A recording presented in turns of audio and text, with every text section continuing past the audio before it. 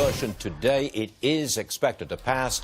Congressman Jim Renacci, Republican from Ohio, member of the House Tax Writing Committee, is with us yet again. Congressman, we should be paying you a retainer, I do believe. No, I'm just joking, I'm joking. Are you absolutely certain, I mean, you wouldn't have the vote taken if you weren't sure, that you got 218 votes? Well, Stuart, I'm sure we do. Look, I was on the show with you a couple months ago. I told you this day was coming. Today's the day. We're going to vote for a lower corporate tax rate, a 20% rate. I think you asked me that back then. We're going to lower taxes on middle America. This is all good stuff, and that's why it's going to pass today. I think I owe you an apology. I think I gave you a hard time too many times. I was pressing a bit too hard, but I think you're coming through for us. However, what do you say to the Lee Zeldins and Peter Kings of this world, the Northeastern Republicans? They're going to vote no on this version of the bill. I know for a fact that Lee Zeldin was just on the show. He's hoping for some revision, a reworking of it after it comes back from the Senate and goes to the committee. Is that possible? Well, look, what we'll have is we'll pass this out of the House. The Senate's going to have a different version. There's going to be conference. There's going to be some changes in conference. There'll have to be. But in the end, we're going to probably have a better package. We may look at some of those issues.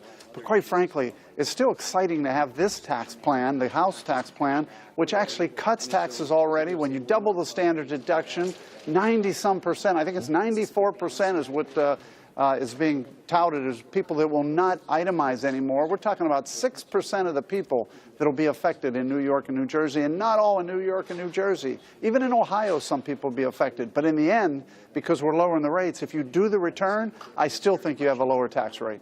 The criticism that I've been hearing is that too many of the goodies go to big business, not enough of the goodies go to individuals and small business. Would you address that? Well, look, this plan's been out now for a couple of weeks. Always people are going to try and pick on something here, there, wherever. I think in the end, could there be more given to individuals? Sure. But remember, we have to get our corporate tax rate down so that corporations can stay in the United States, employ more people, and give those individuals more goodies in the form of more payroll or more employment.